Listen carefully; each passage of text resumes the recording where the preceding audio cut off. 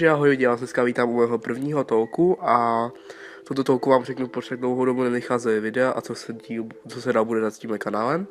Takže první věc, co se stala, tak vlastně se mi rozbil můj starý počítač, na kterém jsem točil všechny videa, takže sport, Tiny Bing a ostatní věci. A mám vlastně teďka notebook od mamky, který je poměrně hodně starý a moc her nezvládne.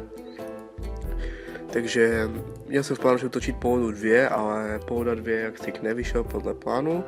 Jakmile jsem začal Frapsem, tak vlastně vidíte, co tam je černá obrazovka, teď si to zkouším ještě nějak spravit, ale asi to nějak nepůjde.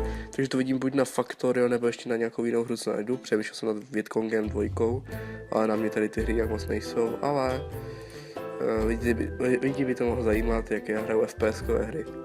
No, takže to je první věc, no a vlastně další věc je, že chci natočit tento týden, takže dneska je středa, takže vlastně chci tento týden točit co nejvíc videí, co můžu, a tě můžu jenom postupně uploadovat, protože já vlastně hned na víkend jdu k babičce na prázdniny a potom hned na týden na to odjíždím do Lázní, kde prostě budu tam na 6 týdnů, takže za tu dobu budou vycházet tady tyhle jak se to říct,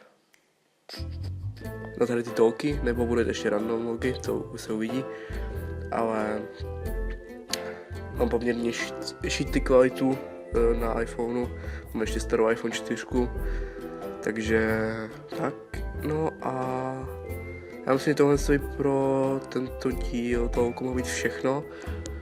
Zkrátil jsem vám do 2 minut, co se vlastně všechno stalo.